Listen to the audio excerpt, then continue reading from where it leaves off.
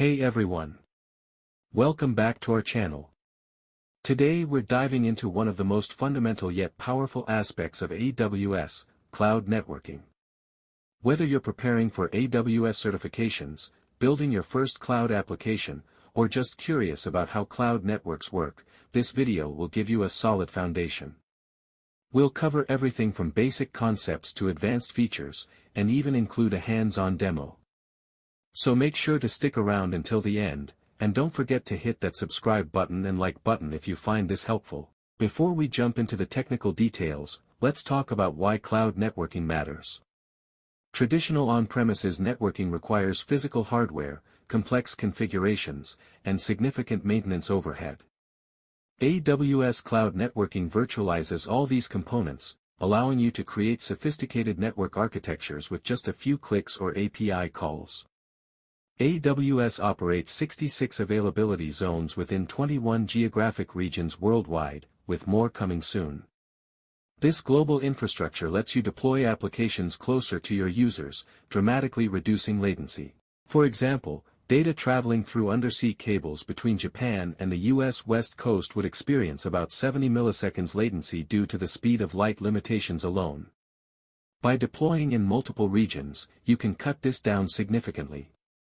Core AWS networking components. 1. Amazon Virtual Private Cloud, VPC. The foundation of AWS networking is the Amazon Virtual Private Cloud or VPC. Think of a VPC as your own virtual data center in the AWS cloud. It's a logically isolated section where you can launch AWS resources in a virtual network that you define. Key points. Complete control over virtual networking environment.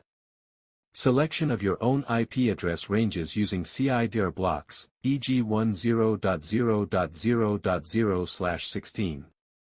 Creation of subnets in each availability zone. Configuration of route tables and network gateways. VPC key features. Feature. Description. Use case. Subnets. Range of IP addresses in your VPC. Isolate resources, public/private.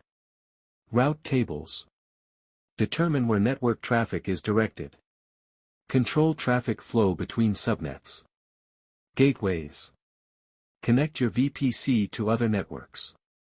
Internet access, VPN connections. Flow logs. Capture information about IP traffic. Security monitoring and troubleshooting. 2 subnets and routing.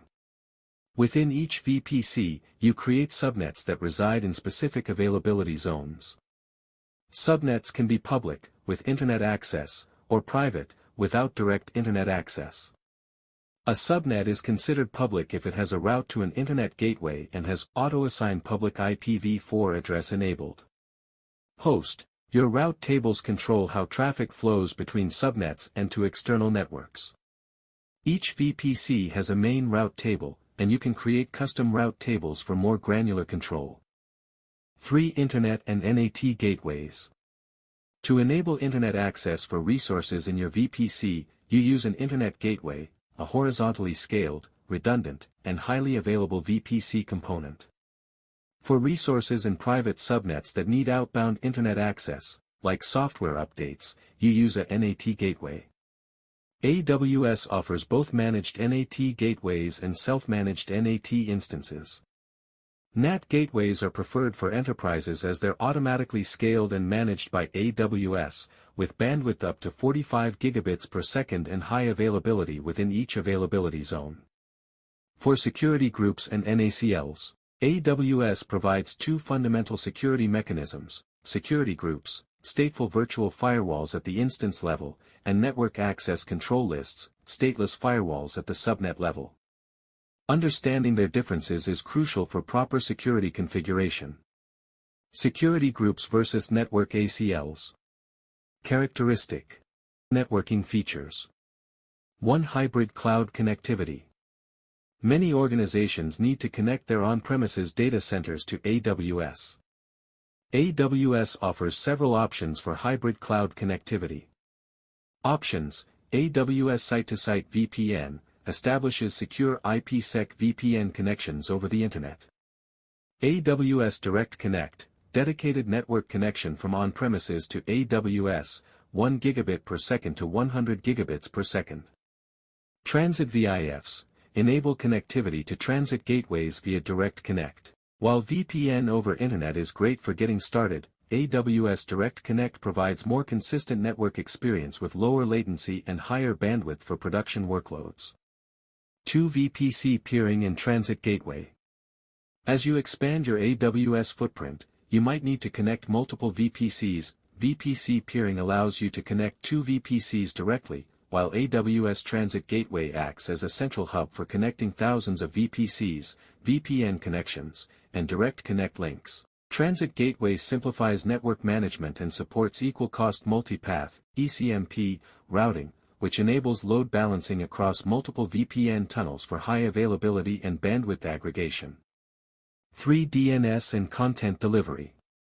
Though not covered in depth today, AWS also offers Route 53 for DNS and domain registration, and CloudFront for content delivery through a global network of edge locations.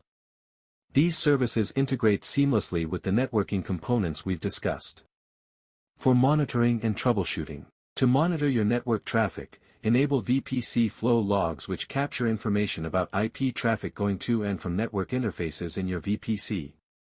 Flow log data is stored using Amazon CloudWatch logs and can be created at the VPC, subnet, or network interface level.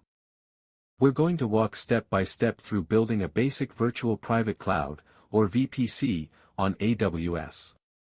By the end, you'll know how to create both public and private subnets, attach gateways, configure routes, and finally launch an EC2 instance in your private subnet. So let's get started. Step 1. Create the VPC. First, log into the AWS Management Console with an IAM user that has admin privileges. Make sure you're in the US West 2 region. Search for VPC in the console, click it, then choose your VPCs and hit Create VPC. Give it the name, a CloudGuy VPC demo, use the CIDR block 10.0.0.0.0/16, and leave tenancy as default. Click Create VPC. AWS automatically sets up some linked services like DHCP options, a route table, and a network ACL. Step 2, Internet Gateway. Now, let's create an Internet Gateway. Go to Internet Gateways, click Create Internet Gateway, name it a CloudGuy, then attach it to the VPC we just made. Remember, an Internet Gateway can only attach to one VPC at a time. Step 3, Public Subnet. Next, let's set up a public subnet. Go to Subnets, create one named Public A, pick Availability Zone US, West, 2A, and use the CIDR block 10.0.20.0/24. Then, create a new route table called Public Route Table, add a route to 0.0.0.0/0 that points to our Internet Gateway, and associate it with the Public A subnet. Now this subnet is publicly accessible. Step 4, NAT Gateway. Because private subnets can't talk directly to the Internet, we need a NAT Gateway. Go to NAT Gateways, click Create, name it NATGW, place it in the Public A subnet, and allocate an elastic IP. Click Create NAT Gateway. Step 5, Private Subnet. Now, let's make a private subnet. Go to Subnets, create one called Private A, use the CIDR block 10.0.0.0/24, and put it in the same VPC and availability zone. Then, create a new route table named Private Route Table, and associate it with the Private A subnet. For now, we'll temporarily point it to the Internet Gateway just for testing. Step 6, Network ACL for Private Subnet. To add another layer of security, we'll create a network ACL called Private NACL. Associate it with the Private A subnet. Then, configure inbound and outbound rules. Inbound, allow SSH from our public subnet, and allow return traffic on ports 1024 to 65535. Outbound, Allow HTTP and HTTPS to anywhere, and allow custom TCP traffic back to the public subnet. This way, our private instances can initiate traffic and get responses. Step 7. Launch EC2 in the private subnet. Now let's launch an EC2 instance inside our private subnet. Go to EC2, create a key pair, and launch a new instance named private. Keep the default t2.micro type. In networking, pick the private A subnet, and make sure auto-assign public IP is disabled. For the security group, create one named sgprivate. Allow SSH only from your bastion host, and allow HTTPS from the public subnet. Step 8. Testing Internet Access. Connect to your EC2 instance and try running sudo yum update. You'll notice it fails. That's because even though security groups allow traffic, the private NACL doesn't let HTTP traffic through. This is where the NAT Gateway comes in. Step 9. Update routes for the private subnet. Go back to the private route table, edit the routes, and change the default route from the Internet Gateway to the NAT Gateway. Now, traffic from the private subnet is routed through the NAT device, which sits in the public subnet. Step 10. Final test. Connect again to the EC2 instance, run sudo yum update y, and this time, it works. Your private instance can now securely reach the internet without being exposed directly. Step 11. Clean up. When you're done, don't forget to decommission. Terminate your EC2 instance, delete the NAT gateway, release the elastic IP, and finally delete the VPC. Conclusion.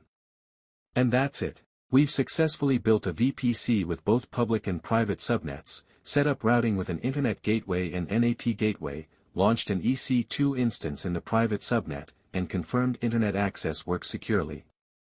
If this video helped you, don't forget to like and subscribe for more AWS tutorials. Thanks for watching, and see you in the next one.